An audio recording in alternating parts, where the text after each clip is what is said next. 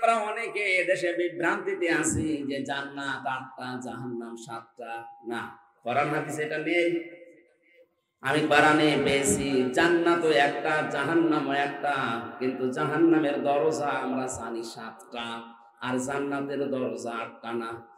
কোরআনে আল্লাহ জাহান্নামের দরজা যদিও 7টার বর্ণনা বেশি দিয়েছেন, জান্নাতের দরজার বর্ণনা দিয়েছেন 100টার উপরে। সচরাচর আমাদের বইতে লেখা আছে হয়তো 8টা, কিন্তু জাহান্নামের স্তর বা দরজা কয়টা? মোস্তফা সাহেব আপনাদের মাননীয় মেয়র, ওনারাও যদি জিজ্ঞাসা, উনি তো জেনারেল শিক্ষিত, জান্নাত কয়টা বলেন তো? বলবে 8টা। জাহান্নাম কয়টা? 7টা। দেখলেন, জিজ্ঞাসা করেন তো কোনোদিন কোরআন হাদিসে কোনো জায়গায় পেয়েছে কিনা? শুধু শুনে শুনে। আমিও এতদিন এইটাই শুধু শুনে শুনে পাইনি। কোরআন পড়তে গিয়ে দেখি না, আমার আল্লাহ জাহান্নাম দিয়েছেন 1টা আর দরজা দিয়েছেন 7টা। সূরা হিজরের 43-44 নম্বর আয়াতে আছে, লাহা সাবআতু আবওয়াব লিকুল্লি বাবিম মিনহুম জুজউম মাকসুম। আল্লাহ পাক বলেন জাহান্নাম তার দরজা 7টা। যে যে অপরাধ করবে দুনিয়ায়, আমার আল্লাহ তাকে ওই দরজা দিয়ে জাহান্নামে প্রবেশ করিয়ে শাস্তি দেবেন। যতগুলো দরজা আছে জাহান্নামের, তার ভয়ঙ্কর দরজার নাম এই লাযা। নাম কি বলেন বলেন? কি হবে এই দরজা দিয়ে প্রবেশ করার সঙ্গে সঙ্গে? নাযাআতাল লিশাওয়া, আগে চামড়া খসে যাবে। আপনার কি মনে হয় যে একটা ঘরের ভেতরে প্রবেশ করলে চামড়া এমনি এমনি খসে যায়? অবশ্যই এরকম যন্ত্রপাতি সেখানে সেট করা আছে। আমিও তো রিমান্ডে ছিলাম 10 দিন। ওই সমস্ত জায়গায় দেখেছিলাম যে যে ধরনের অপরাধ করে প্রশাসনের লোকজন সেখানে নিয়ে তাকে ওই স্বীকারোক্তি নেয়। আমার তো মূল্য চুরির মামলা মনে করেন, আমার তো আর ওই জায়গায় নেবে না। যে অস্ত্র নিয়ে ধরা পড়েছে মার্ডার মামলার আসামি, তার থেকে স্বীকারোক্তি নেওয়ার জন্য কিন্তু বলবে না সোনা মধু একটু বলো, বলবে তার নখ তুলে নেবে, তার এমন এমন দৃশ্য দেখাবে, দৃশ্য দেখলে যে আপনার নখ উঠে যাবে তা না, নখ ধরে টান দেওয়া লাগবে। আল্লাহ বলেন এমন এক দরজা দিয়ে প্রবেশ করাবো, নাযাআতাল লিশাওয়া, ও ঘরে ঢুকলেই তোর চামড়া খসে যাবে। তাহলে এমন একটা মেশিন সেট করা আছে যন্ত্রপাতি দিয়ে, ও ঘরে ঢুকলে আগে চামড়া খসে যায়। এই জায়গাটা খুব সহজ। বলেন বলেন, এই জায়গায় আল্লাহ দেবেন কাদের? তাহলে আজকে থেকে এই নিরসনটা হয়েছে আমাদের ভুলের। যে নবীজি জানিয়েছেন মান ক্বালা বিহি সাদাকা, যারা কোরআন দিয়ে কথা বলে দুনিয়ায়, এরা সত্য কথা বলে। সুতরাং আজকের এই ময়দান থেকে সিদ্ধান্ত নিয়ে বাড়ি যাওয়া লাগবে যে কোরআন ছাড়া অন্য কোনো বিষয়ের কথা আমরা শুনতে চাই না, আর বিশ্বাসও করি না। আমান আমিলা বিহি উজিরা, যারা কোরআন দিয়ে আমল করে তাদের পুরস্কার আল্লাহ নিজে দেবেন। আজকে আমরা কোরআনের 7টা আমলের কথা এখান থেকে শুনে যাব। 500 আমল আছে কোরআনে। কত? আজকে 7টার মতো আলোচনা করবো ইনশাআল্লাহ। আল্লাহ যেন পুরস্কার আমাদেরকে নিজের হাতে দান করেন। আমার হাকামা বিহি আদালা, যারা কোরআন দিয়ে বিচার করে এরা ন্যায় বিচার কায়েম করে। আমান দাআ ইলাইহি হাদা, যে ব্যক্তি কোরআন দিয়ে মানুষকে ডাকে আল্লাহ তাকে হেদায়েতের উপরে রাখে। তাহলে হেদায়েতের উপরে থাকতে গেলে বড় জুব্বা গায়ে দিয়ে, পাগড়ি মাথায় দিয়ে, শুধু তাসবিহ হাতে নিয়ে থাকলে হেদায়েতের উপরে থাকা যায় না। হেদায়েতের উপরে থাকতে গেলে কোরআন দিয়ে মানুষকে ডাকা লাগে। কথা বুঝতেছে? তাহলে আজকে থেকেই টার্গেট নেওয়া লাগবে। আমরা ডাকতে হলে কি দিয়ে ডাকবো? পরবর্তী কথাটা আরো মারাত্মক। ফাকাদ হুদিয়া ইলা সিরাতিল মুস্তাকিম, নবীজি বলেন কেউ যদি কোরআনের ডাকে সাড়া দিতে পারে,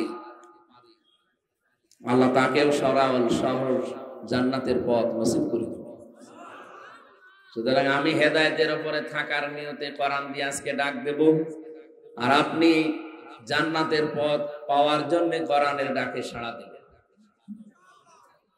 তাহলে আজকের মাহফিল সাকসেস হবে ইনশাআল্লাহ। বিশ্বনবী জানিয়েছেন মান কারাআল কোরআনা ফাস্তাযহারাহু ফাহাল্লা হালালাহু ওয়া হাররামা হারামাহু আদখালাহুল্লাহুল জান্নাহ ওয়া শাফাআহু ফি আশারাতিন মিন আহলি বাইতিহি কুল্লুহুম ক্বাদ ওয়াজাবাত লাহুন নার। তিরমিজি শরীফের হাদিস। হযরত আবু হুরায়রা রাদিয়াল্লাহু তাআলা আনহু বলেন, বিশ্ব নবী নিজে জানিয়েছেন যে ব্যক্তি কোরআন পড়ে কি করে, এটা কিন্তু ক্লাস চলছে, 1 ঘন্টার একটা ক্লাস হবে এখানে, কোরআনের ক্লাস। কিসের ক্লাস? ছাত্রের মতো জবাব দেবে, অন্তত যেন উপর ক্লাসে ওঠা যায়। আমরা এমন ছাত্র এখানে হব না যে ছিলাম 5-এ, এমন পরীক্ষা দিয়েছি নামিয়ে দিয়েছে 2, এরকম অনেক ছাত্র আছে। এক ছাত্র এসে কাঁদছিল বাবার কাছে, বাবা বলছে কি কাঁদো কেন? এই ছেলে ডিস্টার্ব করো কেন? কি করো?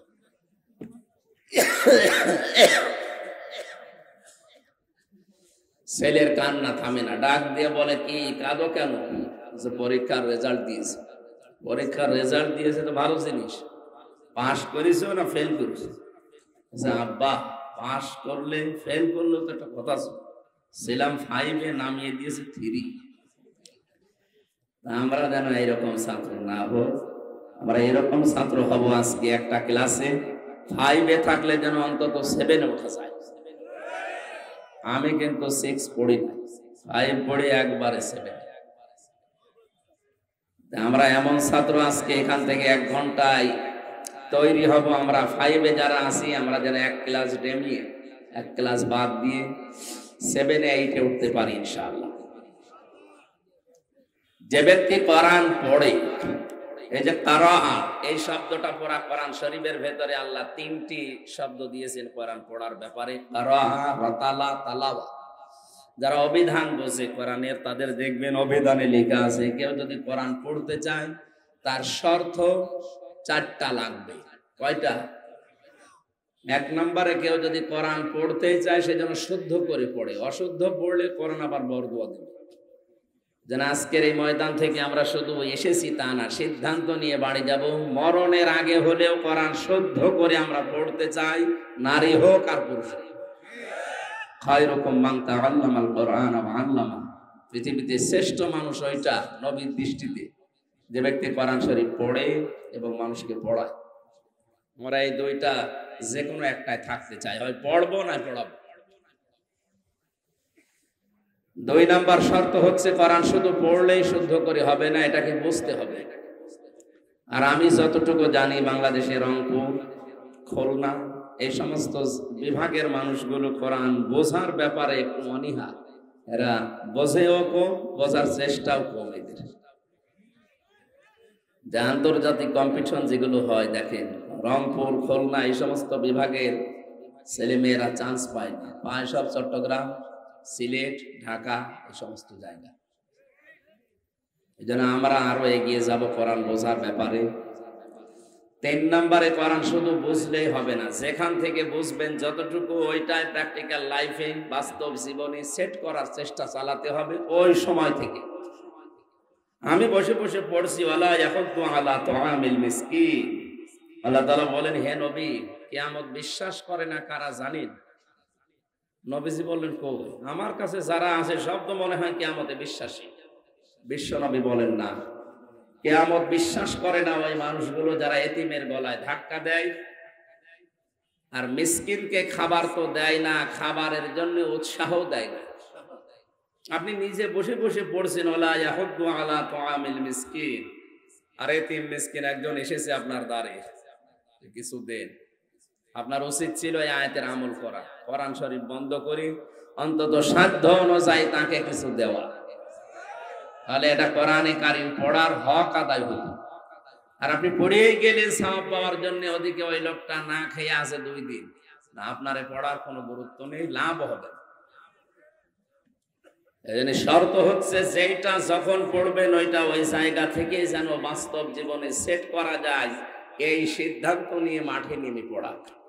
4 নম্বরে আমি যেটা পড়ি এটা যেন মানুষকে আমি মানাতে পারি, সেই পরিবেশ তৈরি করার জন্য চেষ্টা চালানো।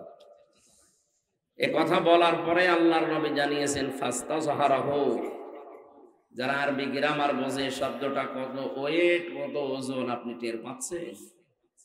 99টা অর্থ আছে এজহার শব্দের। এজহার মানে দাঁড় করানো, এজহার মানে স্পষ্ট করা, এজহার মানে প্রকাশ করা, এজহার মানে কায়েম করা, এজহার মানে বিজয় করা। তার মানে কোরআন যে পড়ে এবং কোরআনকে বিজয় করার জন্য দুনিয়ায় চেষ্টা চালায়, আমাদের জীবনের টার্গেটই এইটা, যেন কোরআন এদেশে বিজয়ী হয়। কারণ আমরা এই কোরআনের মালিক না, আমরা কোরআনের কামলা, খাদেম। আমরা কি এর মালিক নাকি? এর মালিক কে? আমরা খাদেম, কামলা। এই যে জমিনটা, এর মালিক আমি না, একজন মালিক আছে। আমাদের মতো 5-6 জনকে যদি জমির মালিক বলে আপনারা ধান লাগান, এখানে বিকাল 5টার সময় বেতন দিয়ে দেব। আমরা সারাদিন ধান লাগাচ্ছি, 10 মিনিট আগে 5-6 জন মস্তান মোটরসাইকেল নিয়ে এসে বলছে ধান লাগানো যাবে না, যা লাগিয়েছেন সব তুলে ফেলে। আমরা বলবো ভাই, এ ধানও আমাদের না, এ জমিও আমাদের না, আপনারা ধান তুলে ফেলবেন না কি করবেন? আর 10 মিনিট পরে শুরু করেন, কারণ আমরা বেতনটা নিয়ে নেই। কথা বলে না কেন? বেতনটা পেয়ে গেলে আমাদের কাজ শেষ। এই জমির মালিক আমরা না, ধানের মালিক আমরা না। আপনারা ধান তুলে ফেলবেন না বাড়ি নিয়ে যাবেন, যা করবেন, কিন্তু 10 মিনিট পর। কারণ এই 10 মিনিট আগে ধান তুলে ফেললে মালিক আমাদের বেতন দেবে? বেতন তো দেবে না, তার জমি নষ্ট করার জন্য আরো জরিমানা নেবে। কি বুঝলেন আপনি এখান থেকে? বিকাল 5টা মানে জীবনের শেষ দিন। বিকাল 5টা মানে কি? বেতন মানে আমাদের আল্লাহর বানানো যে বাগান, জান্নাত। এরপরেও যদি মস্তানি করে আপনি ধান তুলে ফেলতে চান 10 মিনিট আগে, আমি কিন্তু শক্তি নেই, তারপরও ছেড়ে দেব না। কারণ আমার রুজি রুটি এর ভেতরে। 10 মিনিট না হলে বেতন পাবো না, এটা না হলে আমার সংসার চলবে না। আপনাকে যদি বেঁধে রাখা লাগে, দরকার হয় বেঁধে রাখে। যদি মেরে ফেলা লাগে, মেরেও ফেলবে। তারপরে অন্তত 10 মিনিটে জমিন পাহারা দেওয়াই লাগবে। আল্লাহ রাব্বুল আলামিনের কোরআনের যেহেতু আমরা খাদেম, এই জমিনে কোরআনে কারিম যদি আমরা চেষ্টা চালাই কায়েম করার, বিকাল 5টা জীবনের শেষ দিন পর্যন্ত চালাতেই হবে। এর ভেতরে কেউ যদি মস্তানি করে, দরকারে বেঁধে রাখা হবে। যদি মারামারি করা লাগে হবে, যদি হাতাহাতি হয় হবে, যদি দাঁত ফেলে দেওয়া লাগে তাও দেবে, যদি মেরে ফেলা লাগে তাও মেরে ফেলা। কারণ আমার বেতন দরকার। আমার বেতনের নাম কি? জান্নাত। বলেন বলেন। ওইটা পাওয়ার জন্য বাধা আমি দিতে আপনাকে বলি নাই, বারবার বলছে আর 10 মিনিট পরে তোলেন। এখন জমির মালিক যিনি, উনি যদি এসে দেখে মস্তানরা এরপরও জোর করে তুলে ফেলছে, আমার মনে হয় জমির মালিক যদি ওই সময় কিছু না বলে, মনে করতে হবে উনি একেবারে দুর্বল, এই জন্য কিছু বলছে না। যদি সামনাসামনি কিছু না বলে, মালিকের তো একেবারে কিছু নেই তা না। এত বড় জমির মালিক, তার কিছু নেই? বিভিন্ন জায়গায় তার হাত আছে। মস্তানরা যেন মনে করে এখন যদি সরাসরি আমাদের কিছু না বলে, মালিক যদি গোপনে বিভিন্ন রকমের হাত দিয়ে আমাদেরকে ধরে, বাপ বলার সময়ও দেবে না। জমির মালিককে দেখে যদি মস্তানরা এই কথা মনে করতে পারে, তামাম পৃথিবীর মালিক যিনি, আসল মালিক কে? উনি যদি জমিনে দিন কায়েম, কোরআনে কারিম প্রতিষ্ঠিত, বিজয়ী হওয়ার ব্যাপারে যারা বাধা দিচ্ছে, উনি যদি কিছু না বলে, মনে করতে হবে আল্লাহর শক্তি এখন আর নেই। শক্তি থাকার পরও কিছু বলছে না। আপনি বিশ্বাস করতে পারেন এখন হয়তো কিছু বলছে না। ইন্নাহুম ইয়াকিদুনা কায়দা ওয়া আকিদু কায়দা ফামাহিলিল কাফিরিনা আমহিলহুম রুয়াইদা। আল্লাহ ছাড় দেন, ছেড়ে দেন না। এই জন্য যে সমস্ত মস্তানি করছেন আপনি থামেন। আল্লাহ যদি ধরে, বাপ বলার সময় পাবেন না। আমরা তো কামলা, আমরা খাদেম, আমরা জন, মনীষ, পাট, লেবার যাই বলেন, আমরা চেষ্টা করে যাব জীবনের শেষ দিন পর্যন্ত। কায়েম হলে ভালো, না হলেও অসুবিধা নেই, আমাদের বেতন আছে। আপনি কি করলেন? আপনি এটা বাধা দিয়ে নিজের কপালে আগুন লাগালেন। এই জন্য এই আগুন যেন না লাগে সেদিকে খেয়াল রাখবেন। ফাস্তাযহারাহু, যে ব্যক্তি কোরআনকে বিজয়ী করার জন্য দুনিয়ায় চেষ্টা চালাবে, আদখালাহুল্লাহুল জান্নাহ। এর আগে দুইটা শব্দ ছিল, ফাহাল্লা হালালাহু ওয়া হাররামা হারামাহু। কেন? ইজহার করার পরে, বিজয় করার পরে আল্লাহ হালাল হারামের কথা নবীজি বললেন কেন? হাদিসের ব্যাখ্যায় আমি পড়েছি, বিশ্ব নবী জানিয়েছেন, কোরআনে কারীম যদি ব্যক্তি, পরিবার, সমাজ এবং রাষ্ট্রে কায়েম থাকে, বিজয় থাকে, তাহলে ওই দেশে হালালকে হালাল, হারামকে হারাম জেনে চলা সহজ। আর কোরআন যদি কায়েম না থাকে, ও দেশে যদি জিবরাইলও বাস করে, তারও হালালকে হালাল, হারামকে হারাম জেনে ছেড়ে দেওয়া কঠিন। এদেশে আজ কোরআন বিজয় নেই। এই জন্য যে আমার মাথার ভেতরে যে টুপি, অনেক সুন্দর দেখতে মনে হচ্ছে, কিন্তু এর ভেতরে সুদ আছে।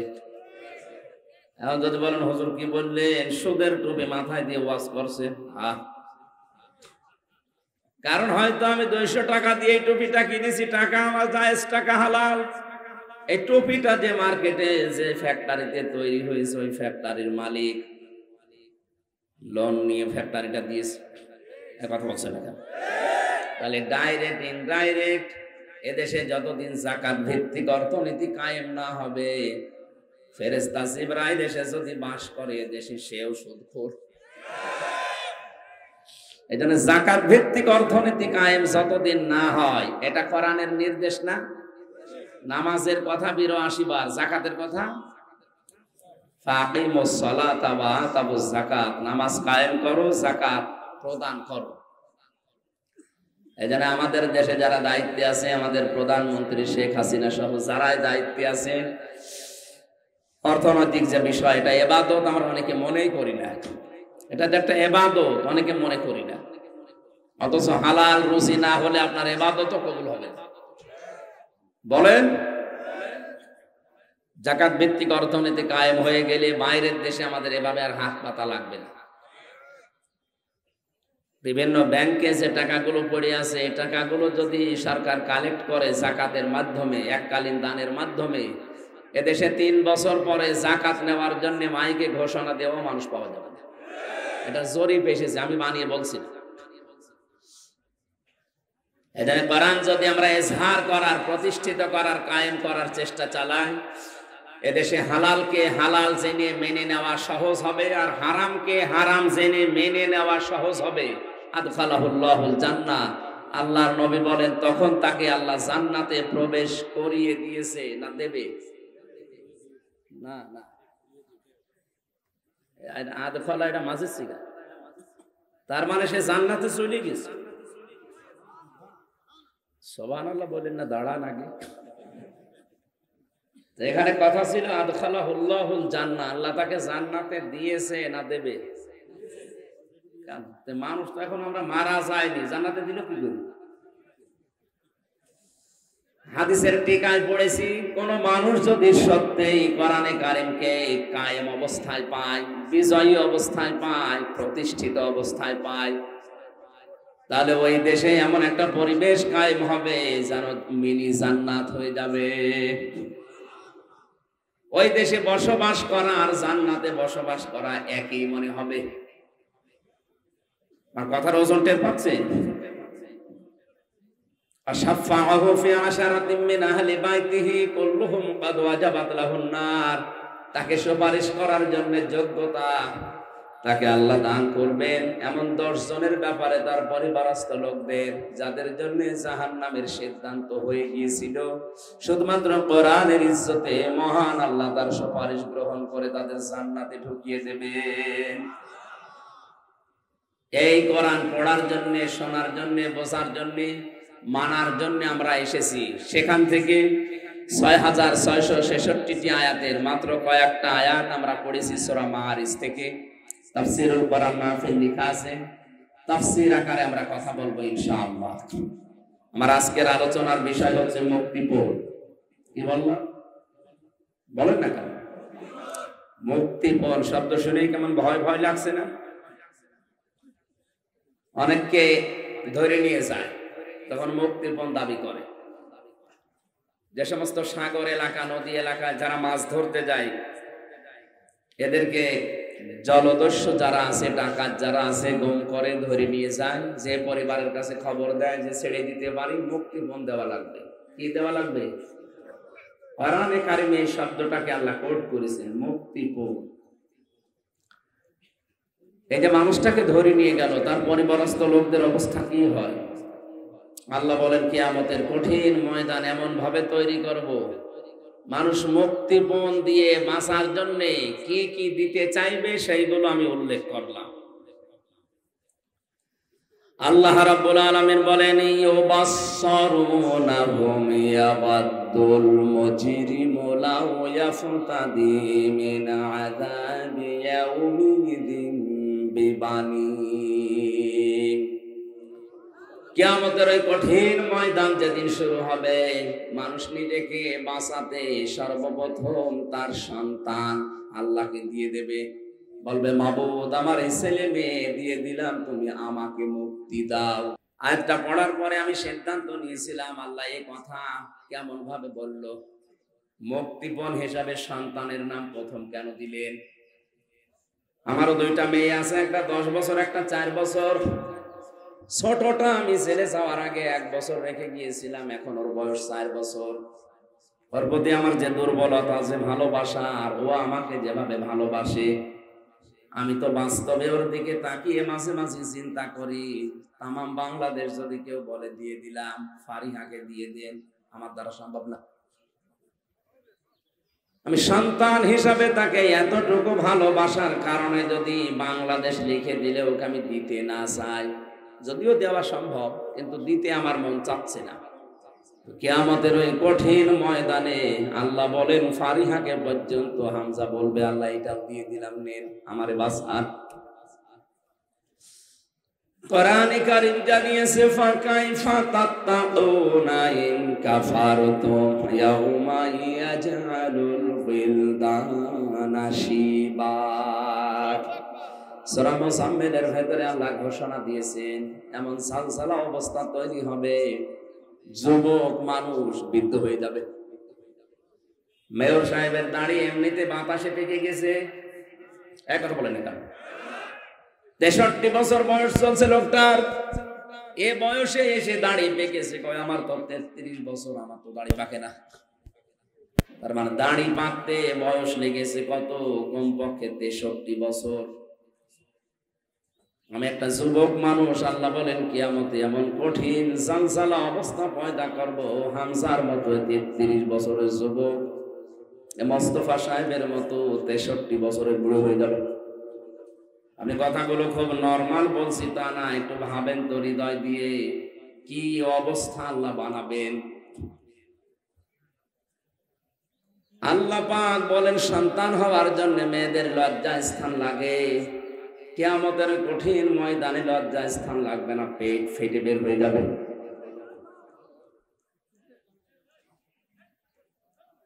আমি রংপুর বিভাগে আয়াতটা পড়লাম এই জন্যে, কারণ এই সহজ সরল মানুষকে ধোঁকা দিয়ে বোকা বানিয়ে অনেকে আজ বিভিন্ন পীর শব্দ নিয়ে ব্যবসা করে খাচ্ছে। কোরআনে কারীম জানিয়েছে ইয়াউমা ইয়াফিরুল মারউ মিন আখিহি ওয়া উম্মিহি ওয়া আবিহি ওয়া সাহিবাতিহি ওয়া বানিহি। কিয়ামতে সর্বপ্রথম মানুষের এই বিপদের মুহূর্তে তার কাছ থেকে পালিয়ে যাবে তার আপন ভাই। কে?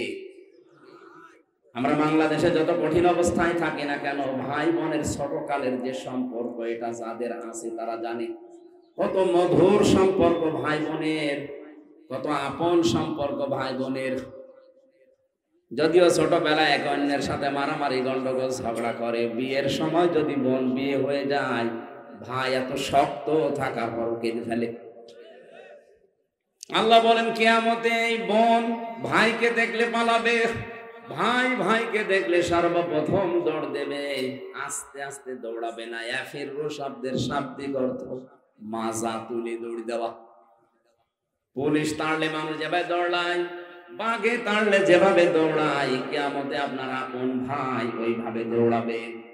2 নম্বরে মায়ের নাম দিয়েছেন আল্লাহ, 3 নম্বরে বাবার নাম দিয়েছেন। এরপরে স্ত্রীর নাম, সন্তানের নাম, বন্ধু বান্ধবীর নাম, এরপরে নেতা নেত্রীর নাম। অরংপুরবাসী বিবেক খাটান, বুদ্ধি খাটান, মাথা খাটান। তো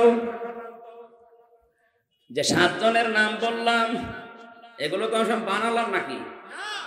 কোরআনে কারিমের সূরা আবাসার ভেতরে আল্লাহ পরিচয়গুলো তুলে দিলেন যে তোর থেকে সর্বপ্রথম পালাবে তোর ভাই, তোর মা, তোর বাবা, তোর স্ত্রী, তোর সন্তান, তোর বন্ধু বান্ধবী, তোর নেতা খেতা।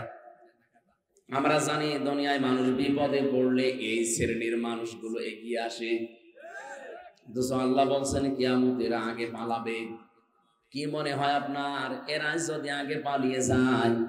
আমার তো কোরআন সামনে নিয়ে বিশ্বাস হয়েছে কিয়ামতে অনেক পীর সাহেব বলবে আল্লাহ আমি পীরই ছিলাম না। হ্যাঁ বলবে, বলবে আল্লাহ আমি পীরই ছিলাম না, মরিদ পাবো কোথায়? আন্দাজ আমার পীর বলে। এজন্য কারো উপরে ভরসা করে কোনো লাভ নেই। কিয়ামতে আপনাকে আল্লাহর দরবারে একা একা হাজির হওয়া লাগবে, কেউ আপনার আগে পরে থাকবে না। কিয়ামত একেবারে স্রেফ একা একা থাকবেন। ওয়া কুল্লুহুম আতিহি ইয়াউমাল কিয়ামাতি ফারদা। আল্লাহ পাক বলেন কিয়ামতে প্রতিটি মানুষকে আমার সামনে দাঁড় করাবো স্রেফ একা একা। কয়জন করে? ও হামজা, আপনাকে একা দাঁড় করানো হবে মালিকের সামনে। ফাইদা নুফিখা ফিস সূরি ফালা আনসাবা বাইনাহুম ইয়াওমাইযিন ওয়া লা ইয়াতাসালুন। সিংহায় ফুৎকার দেওয়ার সঙ্গে সঙ্গে যত সম্পর্ক আছে, রাজনৈতিক সম্পর্ক বলেন, রক্তের সম্পর্ক বলেন, আত্মীয়তার সম্পর্ক বলেন, যত রকমের সম্পর্ক নসবের বহুবচন আনসাব, একটা সম্পর্ক আল্লাহর বাকি রাখবে না, সব কাট হয়ে যাবে। আপনজন দেখলেই মানুষ সব দৌড়াবে, পালাবে আগে। আল্লাহ পাক বলেন ওয়ালা ইয়াসালু হামিমুন হামিমা। সেদিন বন্ধু বন্ধুর সম্পর্কে কোনো প্রশ্ন জিজ্ঞাসা করবে না, যেটা আমার বন্ধু ছিল। ইউবাসসিরুনাহুম, যদিও তাদের সামনাসামনি হাজির করা হবে। যতগুলো মানুষকে আল্লাহ বলেন মানুষ আমার কাছে মুক্তিপণ হিসাবে দিতে চাইবে বাঁচার জন্য, তার সর্বপ্রথম আমি নাম দিয়েছি সাহিবাতিহি।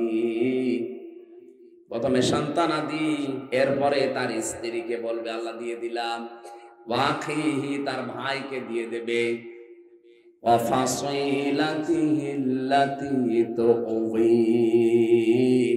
তার জ্ঞাতি গোষ্ঠী, যাদের কাছে সে রাজনৈতিক আশ্রয় পেত, সামাজিক পারিবারিক আশ্রয় পেত, এই মানুষগুলোকেও বলবে আল্লাহ এদেরও দিয়ে দিলাম।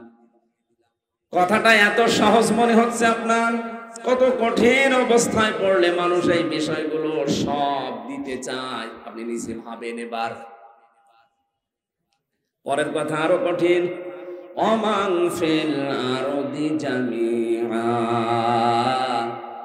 আল্লাহ বলেন শুধু সন্তান আদি, বউ, ভাই আর জ্ঞাতি গোষ্ঠী না, দুনিয়ায় যত কিছুর মালিক ছিল অস্থায়ী অস্থায়ী সব বলবে আল্লাহ আমি দিয়ে দিলাম। এরপরও তুমি আমারে বাঁচাও, আমাকে মুক্তি দাও। আল্লাহ এতটুকু বলার পরে এবার কঠিন একটা ধমক দিয়েছেন, কাল্লা, কখনো না, ইন্নাহা লাযা, অবশ্যই তোকে আমি লাজায় প্রবেশ করাবো। কোথায় বলেন বলেন? এই যে লাজা, এটা একটা জাহান্নামের দরজার নাম। রংপুরবাসী আমরা অনেকে এদেশে বিভ্রান্তিতে আছি যে জান্নাত 8টা, জাহান্নাম 7টা। না, কোরআন হাদিসে এটা নেই। আমি কোরআনে পেয়েছি জান্নাতও একটা, জাহান্নামও একটা, কিন্তু জাহান্নামের দরজা আমরা জানি 7টা, আর জান্নাতের দরজা 8টা না। ওরা কোরআনে আল্লাহ জাহান্নামের দরজা যদিও 7টার বর্ণনা বেশি দিয়েছেন, জান্নাতের দরজার বর্ণনা দিয়েছেন 100টার উপরে। সচরাচর আমাদের বইতে লেখা আছে হয়তো 8টা, কিন্তু জাহান্নামের স্তর বা দরজা কয়টা? মোস্তফা সাহেব আপনাদের মাননীয় মেয়র, ওনারাও যদি জিজ্ঞাসা, আপনি তো জেনারেল শিক্ষিত, জান্নাত কয়টা বলেন তো? বলবে 8টা। জাহান্নাম কয়টা? 7টা। দেখলেন? জিজ্ঞাসা করেন তো কোনোদিন কোরআন হাদিসে কোনো জায়গায় পেয়েছে কিনা? শুধু শুনে শুনে। আমিও এতদিন এইটাই শুধু শুনে শুনে পাইনি। কোরআন পড়তে গিয়ে দেখি না আমার আল্লাহ জাহান্নাম দিয়েছেন 1টা আর দরজা দিয়েছেন 7টা। সূরা হিজরের 43-44 নম্বর আয়াতে আছে, লাহা সাবআতু আবওয়াব লিকুল্লি বাবিম মিনহুম জুজউম মাকসুম। আল্লাহ পাক বলেন জাহান্নাম তার দরজা 7টা। যে যে অপরাধ করবে দুনিয়ায়, আমার আল্লাহ তাকে ওই দরজা দিয়ে জাহান্নামে প্রবেশ করিয়ে শাস্তি দেবেন। যতগুলো দরজা আছে জাহান্নামের, তার ভয়ঙ্কর দরজার নাম এই লাযা।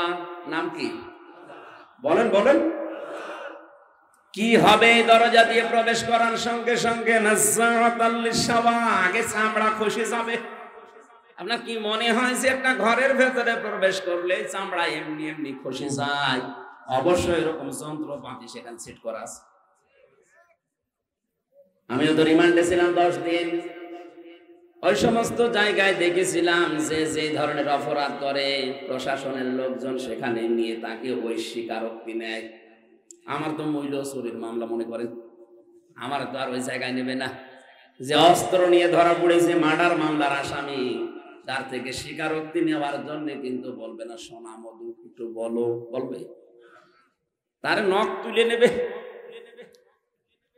তার এমন এমন দৃশ্য দেখাবে, দৃশ্য দেখলে যে আপনার নখ উঠে যাবে তা না, নখ ধরে টান দেওয়া লাগবে। আল্লাহ বলেন এমন এক দরজা দিয়ে প্রবেশ করাবো, নাযাআতাল লিশাওয়া, ও ঘরে ঢুকলেই তোর চামড়া খসে যাবে। তাহলে এমন একটা মেশিন সেট করা আছে যন্ত্রপাতি দিয়ে, ও ঘরে ঢুকলে আগে চামড়া খসে যায়। এই জায়গাটা খুব সহজ। বলেন বলেন। এই জায়গায় আল্লাহ দেবেন কাদের?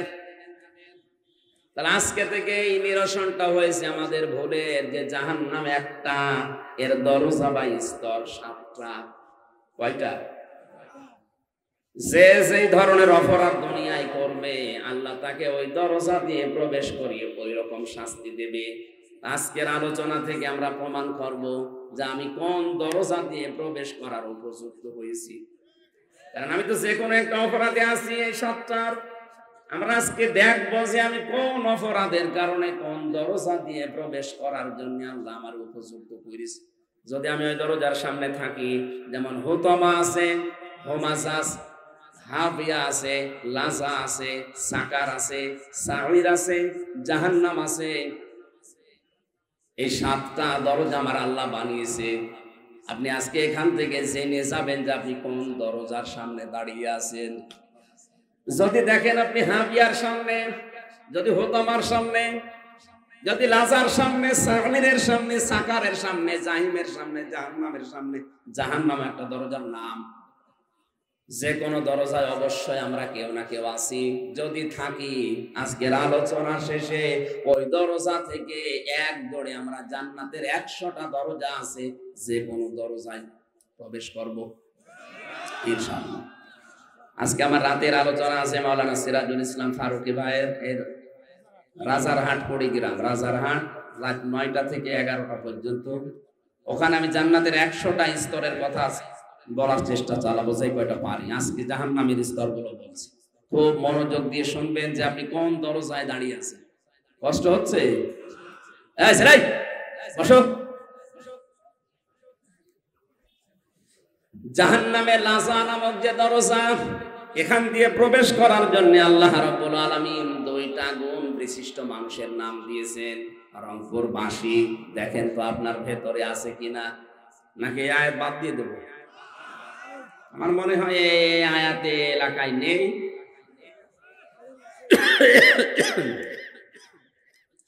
আল্লাহ পাক বলেন যেখানে গেলে চামড়া আগেই খসে পড়ে যাবে, এখানে যাবে কারা জানো? তাদউ মান আদবারা ওয়া তাওয়াল্লা। জাহান্নামে লাযা নামক যে দরজা, এটা তাদেরকে ডাকবে যে মানুষগুলো সত্যকে সত্য জানার পরও অহংকার করে মুখ ফিরিয়ে চলে যেত। আর বাংলাদেশে এই প্রকার মানুষ এখন বেশি। সত্যকে সত্য জানার পরও অহংকার করে ঘাড় ঘুরিয়ে চলে যায়। এ স্বভাব নেই মানুষের। হযরত ইব্রাহিম নবী আলাইহিস সালাম আল্লাহকে পাওয়ার জন্য তিনি বহু কিছু খোঁজ করেছিলেন। কোরআনে আমার আল্লাহ তার ঈমানের যে 50টা পরীক্ষার কথা দিয়েছেন, তার 10টা মেন আমি কোরআনে পেয়েছি। তাকে আমার আল্লাহ পরীক্ষা করেছিলেন তারকা দিয়ে, চন্দ্র দিয়ে, সূর্য দিয়ে। বিভিন্ন জিনিস দেখতেন আর বলতেন এইটাই আমার প্রভু মালিক, এইটাই আমার খোদা হবে। তখন যখন সব ডুবে অস্তমিত হয়ে যায়, তিনি বললেন না, ইন্নী ওয়াজ্জাহতু ওয়াজহিয়া লিল্লাযী ফাতারাস সামাওয়াতি ওয়াল আরদা হানিফাও ওয়া মা আনা মিনাল মুশরিকিন। হে আমার জাতির লোকেরা, এতদিন পর্যন্ত যাদেরকে আমি খোদা মনে করতাম, একটাও আমার কাছে খোদার দাবিদার না। সবগুলো অস্তমিত হয়ে যায়, ডুবে যায়, নষ্ট হয়ে যায়। যারা শেষ হয়ে যায় এদেরকে আমি মানতে পারি না। আমি মুখ ফিরিয়ে নিলাম এই সূর্য, চন্দ্র, তারকা সবার থেকে। তোমরা যাদেরকে শরীক করো সব থেকে আমি মুখ ফিরিয়ে নিলাম ওই আল্লাহর দিকে, যিনি আসমান আর জমিন যথাযথভাবে বানিয়েছেন। আমি হানিফা, একনিষ্ঠভাবে মুখ ঘোরালাম। ওমানা মিনাল মুশরিকিন, আমি কিন্তু মুশরিক না, শিরিক করি না। ইব্রাহিম নবী আলাইহিস সালাম আল্লাহকে খুঁজে পেয়ে চেষ্টা করেছিলেন পাওয়ার জন্য, আর আমাদের চোখে আঙ্গুল দিয়ে সত্যকে দেখিয়ে দিল, আমরা মানতে চাই না। এই জন্য তাদউ মান আদবারা ওয়া তাওয়াল্লা, জাহান্নামে লাসারে দরজা তাদেরকে ডাকবে যারা সত্যকে সত্য জানার পরেও অহংকার করে মুখ ফিরিয়ে চলে যায়। এই আয়াতটা পড়ার পরে আমার যতটুকু ধারণা, বাংলাদেশের অধিকাংশ মানুষ এই লাসা দিয়ে প্রবেশ করবে। কারণ এত আলোচনা পৃথিবীর কোনো জায়গায় হয় না, এত সতর্কবাণী উচ্চারণ দুনিয়ার কোনো জায়গায় আমি দেখি না। এত করে চোখে আঙ্গুল দিয়ে দেখিয়ে দেয়, এরপরও আপনি মানতে চান না, আপনার অহংকার বৃদ্ধি আরো বাড়ে। মনে হচ্ছে যে 1 নাম্বারটা পাওয়া যাচ্ছে, কথা বলে না কেন? 2 নাম্বার কি? যারা মাল সম্পদ জমা করে আর সংরক্ষণ করার জন্য চেষ্টা চালিয়ে যায়। রংপুরবাসী, পৃথিবীর কোন সম্পদ স্থায়ী না। আপনি এখনই চোখ বন্ধ করেন, এমনি মিথ্যায় চোখ বন্ধ করে আপনি দেখেন সব কেমন যেন আপনার পর হয়ে যাচ্ছে। আর আপনি মাল সম্পদ বৈধ অবৈধ নিয়ে কোন রাস্তা দিয়ে আসে তাও দেখা দেখি নেই, আপনি জমা করতে আসেন। আর সব সময় এটা কি করে সংরক্ষণ করা যায় চেষ্টা করে যাচ্ছেন। এই গুণ যাদের ভেতরে এই পৃথিবীতে আছে, তাদেরকে লাজা নামক দরজা ডাকবে, আসো তোমাকে সাইজ করছি। ভেতরে ঢুকিয়ে নিয়ে আগে চামড়া খসিয়ে ফেলবে। বলেন নাউজুবিল্লাহ। গুণ পেলাম কয়টা? বাংলাদেশে 2য় গুণের মানুষ আমরা এখন অহরহ দেখতে পাচ্ছি। বৈধনে অবৈধনে খালি জমা করে আর সংরক্ষণ কি করে করা যায়। যারা অবৈধভাবে ইনকাম করছেন, 2টা ক্ষতি হবে তাদের। 1 নম্বরে ওই সম্পদ আপনাকে আল্লাহ ভোগ করতে দেবে না। এটা তো আমি বানালাম নাকি? সূরা তাহা 16 নম্বর পারা 19 নম্বর পৃষ্ঠার 13 নম্বর লাইনের 124 নম্বর আয়াতে আছে, অমান আরাদা আন যিকরি ফাইন্না লাহু মাঈশাতান দানকা ওয়া নাহশুরুহু ইয়াওমাল কিয়ামাতি আ'মা। যে ব্যক্তি আল্লাহর আইন বাদ দিয়ে, আল্লাহর বিধান বাদ দিয়ে উপায় করবে দুনিয়ায়, আল্লাহ পাক তার জীবনকে সংকীর্ণ করে দেবে। এদেশে 1734 জন মানুষ মেন দায়িত্বে আছে। তাদের জন্য বলছি, কারণ এটা রেকর্ড হচ্ছে, কালকে সারা দুনিয়া ছড়িয়ে যাবে। এই 1734 জন মানুষ, এরাই বেশি বেশি ইনকাম করছেন। আপনারা জামা ফাওয়া আর এগুলো সংরক্ষণ করার জন্য অনেকেই বেগম পাড়া পর্যন্ত বানাচ্ছে। কয় মোস্তফা সাহেবের তো বেগম পাড়া নেই, আছে? যারা আজ অবৈধ বৈধ দেখা দেখি নেই, কামাই করছেন শুধু, এই যে দঙ্কা শব্দ আল্লাহ কোরআনে খেলা করার জন্য দিয়েছে তা না। আপনার জীবনের আয় উন্নতিতে আল্লাহ কোনো বরকত রাখবে না। কোরআনের আয়াত আপনি 100 ভাগ বিশ্বাস করেন তো? হ্যাঁ, সুতরাং আমরা এখনই সতর্ক হব। এ লাজা নামক দরজা দিয়ে গেলে আল্লাহ ছেড়ে দিচ্ছে না, আগে চামড়া খসিয়ে ফেলবে, এরপরে শাস্তি শুরু হবে। যারা অবৈধ ভাবে আজ টাকা পয়সা ইনকাম করে পাহাড় পর্যন্ত তৈরি করে ফেলছেন আর সংরক্ষণ করার জন্য বিভিন্ন লাইন অবলম্বন করছেন, বৈধ অবৈধ দেখা দেখি নেই যে এটা টিকিয়ে রাখা লাগবে। আল্লাহ পাক বলেন, দুনিয়ার জীবন তো সংকীর্ণ করে দেবই, ময়দানে মাহশারে যেদিন তোরে তুলবো চোখ দেব না, অন্ধ করে তুলবো। قال رب لم حشرتني أعمى وقد كنت بصيرا। লোকটা তখন বলবে, মাবুদ আমার তো চোখ ছিল, আজকে আমি অন্ধ, একটু চোখ দাও, একটু আদম নবী দেখবো। কোন নবী? একটু আদম নবী কেমন ছিল? 60 হাত লম্বা ছিল, 36 হাত মোটা ছিল, একটু দেখবো কেমন লাগে। আল্লাহ ধমক দেবেন ওই সময়। কোরআনে কারীম পড়েছে, আলা কাযালিকা তাতকা আয়াতুনা ফানাসিতাহা ওয়া কাযালিকা লিয়াউমা তুনসা। এই নাফরমান, তোর কাছে আমার আয়াতগুলো এইভাবে গিয়েছিল, জানার পরে যেভাবে ভুলেছিলে, আজকের এই কঠিন ময়দানে আমি আল্লাহ তোরে ভুলে গেলাম। তাফসিরে ফি জিলালিল কোরআনে মুফাসসির লিখেছে, আল্লাহ শুধু ধমক দিয়ে শেষ করবেন না, আল্লাহ পাক বলবেন, তুই যে আমার বান্দা ছিলি, তুই যে আমার বান্দে ছিলি, তোর নাম হামজা ছিল, তোর নাম রহিমা ছিল, কোনদিন আমার এই কুদরতের জবানে তোর নাম আমি আর উচ্চারণ করব না। একটু নিজের সাথে মিলিয়ে দেখেন তো ওই ময়দানে কি অবস্থা হবে যদি আল্লাহ কোনদিন আপনার নামটা, এই যে বসে আছে রেজাউল ভাই, মোস্তফা, আল্লাহ যদি বলে মোস্তফা নামে আমার কোন বান্দা ছিল, কোনদিন আমার এই জবানে আর উচ্চারণ হবে না, যা তোর ভুলে গেলাম, উনি কিয়ামত পর্যন্ত মেয়ের থেকে কোনো লাভ আছে না। ময়দানে মাহশারে, ওই কঠিন ময়দানে আল্লাহ যদি বলে, হামজা যা করে আমি মাফ করে দিলাম, আমি যদি সারা জীবন জেলখানায় কাটাই তাও আমার জীবন সফল।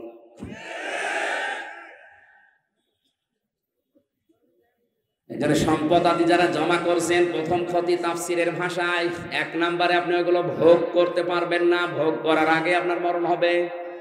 2 নম্বরে আপনি যখন মারা যাবেন ঈমান পাবেন না, আর ওই সম্পদগুলো আপনার ছেলে মেয়ে বউ আপনার দলের লোক ওগুলো আরো অবৈধ কাজে ব্যয় করবে, আর ফ্ল্যাক্সি লোড হয়ে বিকাশ হয়ে আপনার কবরে যাবে।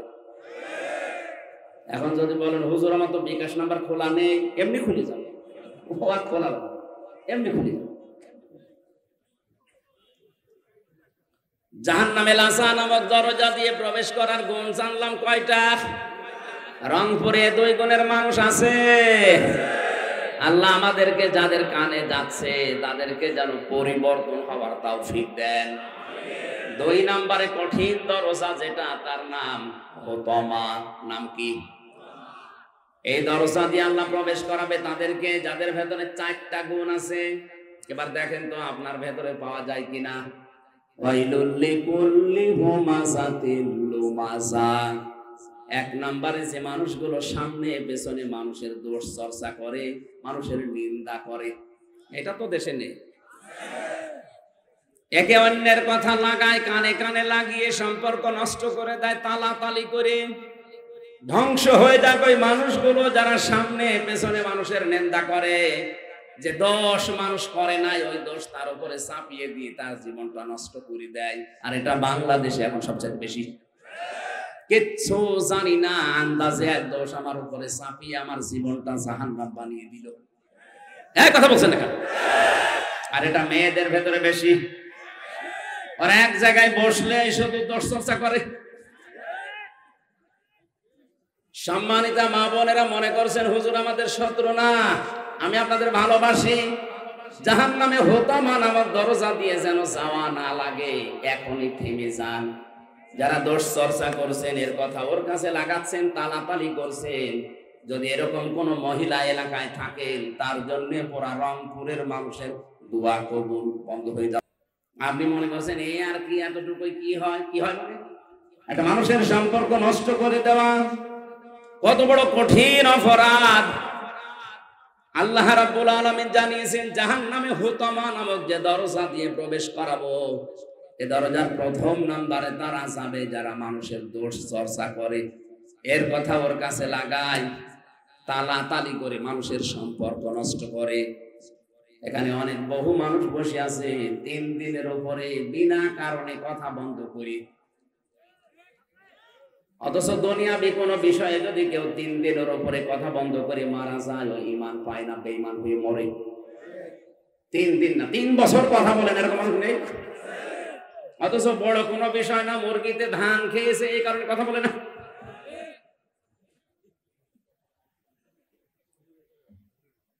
আজকের ওয়াজ এখান থেকে আমল শুরু করা লাগবে। 3 দিনের ঊর্ধ্বে কথা বন্ধ হয়ে আছেন এমন মানুষ যদি থাকেন, একটু হাত তোলেন তো। কি হয়েছে বলেন তো? কি কারণে কথা বন্ধ করে বলেন? না না, আজকের এই ময়দানে আপনাকে আমল করা লাগবে। যার সাথে কথা বন্ধ করে আছে, দুনিয়াবি কোন স্বার্থে যদি এটা হয়ে থাকে, আগে তাকে সালাম দেন, বুকে জড়িয়ে নেন, কপালে চুমা দেন, বলেন ভাই ভুল হয়ে গেছে, এখন থেকে শুরু হয়ে গেল। কারণ কুলু লিন-নাসি হুসনা, মানুষের সাথে হাসি মুখে কথা বলা একটা সাদকা দেওয়ার সওয়াব। আরো বলছে হ্যাঁ, হাত তুলে বা দেখাচ্ছে। শহর রংপুর বিভাগের মানুষ তো সহজ না, যারা এগুলো করছেন বন্ধ করা লাগবে ভাই। দ্বিতীয় নম্বরটা বলবো, বলেন, বললেই হবে। আমার আবার 3 বছর থাকা লাগবে না তো। আল্লাযী জামাআ মালান ওয়া আদ্দাদা, আল্লাহ পাক বলেন যারা মাল জমা করে আর বারবার গণনা করে যে কত হইল। এখন মাল কি? মাল মানে অনেকেই মনে করে যে মরে গেছে আবুল মাল। গত টার্মে যে ছিল আবুল কি কামাল, অর্থমন্ত্রী কামাল ছিল না? এখন নাই দিনাজপুরের একজন কি যেন আবুল হাসান মাহমুদ আলী। মাল মানে মাল না, মালের ব্যাখ্যা পড়া কোরআনের ভেতরে আমি তাফসিরে পড়েছি 5টা। কয়টা? এই 5টা জিনিসকে আল্লাহর ভাষায় মাল বলা হয়। 1 নম্বরে নবীজি আয়াতের ব্যাখ্যা করতে গিয়ে জানিয়েছেন পৃথিবীর সব কিছুই মাল, এর ভেতরে উত্তম সম্পদ, উত্তম মাল হচ্ছে আল্লাহওয়ালা নেককার মেয়ে মানুষ।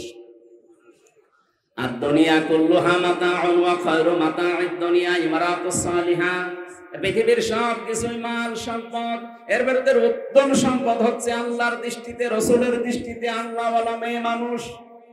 এখন আল্লাহওয়ালা মেয়ে মানুষ কোনটা? এই দেশে আমরা অনেকেই মনে করি বড় বোরকা পরে আছে, কালো, 5 ওয়াক্ত নামাজ পড়ে, রোজা রাখে, এগুলো আল্লাহওয়ালা না। আল্লাহওয়ালা হওয়ার জন্য, নেককার হওয়ার জন্য 4টা গুণ লাগবে মেয়েদের। আমাদের মেয়র সাহেবের স্ত্রী যিনি আছেন, তিনি সহ এখানে আমাদের যাদের বউ আছে, মহিলা প্যান্ডেলে যারা বসে আছেন, 4টা গুণ যদি আপনার ভেতরে থাকে, জান্নাতের 8টা দরজা আপনাকে ডাকবে, ওয়েলকাম জানাবে। আর যদি এই 4টা গুণ না থাকে, আজ নামাজ পড়েন, রোজা রাখেন, কালো বোরকা পরে ঘোরেন, মনে করেন আমি নেককার হয়ে গেছি, না। তিরমিজি শরীফের হাদিস, 1 নম্বরে ওইটা নেককার মহিলা, স্বামী যখন বাইরে থেকে বাড়িতে আসবে, দুনিয়ার সব কাজ বাদ দিয়ে স্বামীকে সময় দেবে। এরকম মহিলা তখন ঘরে ঘরে না। এই যে সবাই বলছে না, তার মানে রংপুরে সমস্যা আছে। 2 নম্বরে স্বামী যেটা পছন্দ করে ওটা যদি জায়েজ হয়, আপনার জীবন থাকতে ওটা মেনে নেওয়া লাগবে। এই কথা বলে না, আমি নিজে স্বামী, যত স্বামী এখানে বসে আছে, প্রতিটি স্বামী চাই বিয়ের পরে আমার মা বাবা যেন আমার সাথে সংসারে থাকে। কিন্তু আমি যতদূর জানি বাংলাদেশের 100টার প্রায় 98টা মহিলা এটা চায় না। নাকি বেশি বলে ফেললাম? ওই যে জ্বালানা দিয়ে শুনতেছে, জ্বালানা বন্ধ করেন, জ্বালানা দিয়ে শুনতেছে, আমল করার খোঁজ নেই। আমার মা বাবা আমার সাথে থাকবে, আর ও বলে না, আরে নিজের মা বাবা হলে কোনোদিন আলাদা করে দিতে পারতো? আজ থানার ওসি, এই যে উপজেলা চেয়ারম্যান, ইউনিয়নের চেয়ারম্যান, মেয়র, এসব বিচার করতে করতে জীবন শেষ হয়ে যাবে। প্রতিদিন কত বিচার খালি এই করা লাগে। এই যে বৃদ্ধাশ্রম বানিয়েছে, কি খেলা করার জন্য বানিয়েছে? কিছুদিন আগে একটা ভিডিও ঘুরছিল, 6টা ছেলে মেয়ে, লোকটার বউ মারা গেছে অনেক আগে, লোকটার বয়স 95 বছরের উপরে, 6টা ছেলে মেয়ে, সব হায়ার এডুকেটেড, সব অনার্স মাস্টার্স করা, 4টা ছেলে 2টা মেয়ে, সব ভাই বোন মিলে জায়গা জমিগুলো নিজেদের নামে লিখে নিয়ে শেষ পর্যন্ত লোকটাকে রাস্তায় ছেড়ে দিয়েছে। 95 বছর বয়স লোকটা, দেখেন কিছুদিন পরে পড়বে আর মরবে, ট্রেনে পড়ে মরে থাকবে, কুকুরের খাবার হবে। এক কথা বলছেন,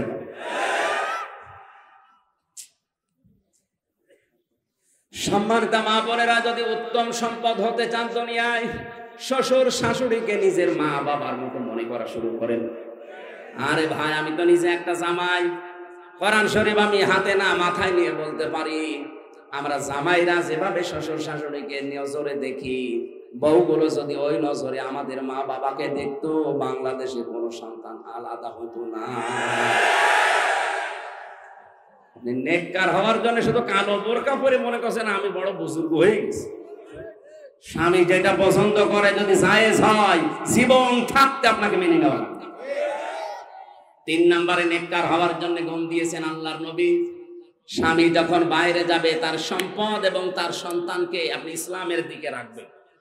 স্বামী বাইরে চলে যায়, আপনি সারাদিন বসে বসে সিরিয়াল দেখেন, আর ওগুলো সব জীবনে মিলায় যে আমি হব কটকটি আর মেয়ে হবে কিরণমালা। না, আপনার সম্পদ এবং সন্তান, স্বামী গেছে বাইরে, এগুলো হেফাজত করে ইসলামের দিকে রাখবেন, এটা নেককার মহিলার গুণ। 4 নম্বরে, স্বামী যখন বাড়িতে আসবে তাকে খুশি করার জন্য সাজগোজ করা। আল্লাহ মেয়েদের এই 4টা গুণ অর্জন করার তৌফিক দিন, আমিন। মালের 2 নম্বর ব্যাখ্যা হচ্ছে চেয়ার, ক্ষমতার চেয়ার। 3 নম্বর ব্যাখ্যা অস্ত্র শস্ত্র। 4 নম্বর ব্যাখ্যা সম্পদ। 5 নম্বর ব্যাখ্যা প্রভাব প্রতিপত্তি। এগুলো যারা জমা করে রাখে আর মনে করে এগুলো কোনোদিন হাতছাড়া হবে না, ইহসাবু আন্না মালাহু আখলাদা, আল্লাহ বলেন কাল্লা, কখনো না, লাউল বাজান্না ফিল হুতামা, তোকে হুতামা দিয়ে প্রবেশ করাবো। কোন জায়গায়?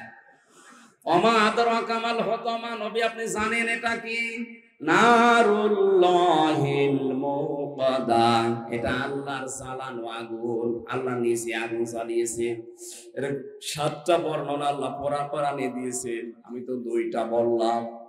যারা সত্যকে সত্য জানার পরে মুখ ফিরিয়ে চলে, যারা সম্পদ জমা করে রাখে আর বারবার সংরক্ষণ করার জন্য বিভিন্ন পন্থা অবলম্বন করে। 2 নম্বরে যে মানুষগুলো সামনে পেছনে মানুষের গীবত করে, মানুষের দোষ চর্চা করে, যে দোষ যে লোকটা করে নাই আন্দাজে ওই দোষ তার উপরে চাপিয়ে দিয়ে মিথ্যা চার্জশিট দিয়ে জীবনটা নষ্ট করে দেয়। এরকম মানুষ দেশে নেই? হাজারো মামলার আয়ু ধরা খাবেন। আমি জেলখানায় 3টা বছর থেকে দেখেছি, অনেক মানুষ এখানে নিরপরাধ, ও বিষয় কিছু জানেই না। হয়তো এর সাথে আমার জমি জায়গা নিয়ে গন্ডগোল আছে, পারছি না, শেষে আমার 3 বছরের ছোট্ট একটা মেয়ে দিয়ে ওর নামে ধর্ষণ মামলা চালিয়ে 10 বছর জেলে রেখে দিলাম। আমি বহু মানুষকে এরকম দেখেছি, কিচ্ছু জানে না, ধর্ষণ মামলায় 10 বছর জেল খাটছে। আর 3 বছরের মেয়ে ধর্ষণ করার মামলা দিয়েছে, পেরিয়ে ওঠে না, তখন ওই মেয়ে দিয়ে মামলা দেয়। যারা আয়ু আছেন মামলার, খুব হিসাব করে জীবন চালান। নামাজ রোজা আপনাকে জান্নাত নিয়ে যাবে মনে করছে, মানুষের যদি অভিশাপ লাগে, এজন্য আমাদের সাবধান হওয়া দরকার।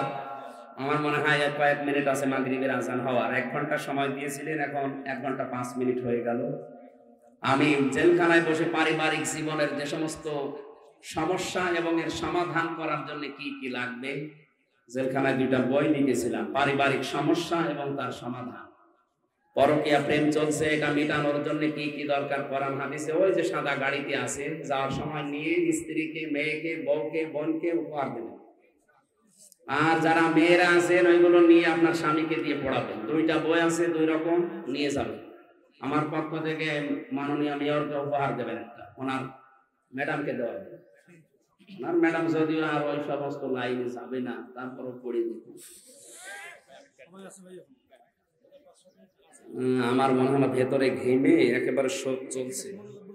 আগামীতে আমি আসি, রাতের বেলা মাহফিল নেবেন, দিনের বেলা আসলে হয় না, হয় না। আমার রাতে যে সিরাজ ভাইয়ের এখানে মাহফিল আছে রাজারহাটে, আমি রাত 9টায় উঠবো ওখানে। আজকে সময় পেলে যদি যান আবার আমার সাথে চলে আসবেন। আগামীতে আসলে বিভিন্ন জায়গায় আছে, এই যে মাওলানা ইদ্রিস আলী জিহাদি ভাইয়ের ওখানে মাহফিল আছে একটা, কি বাজার জানেন, সিও বাজারে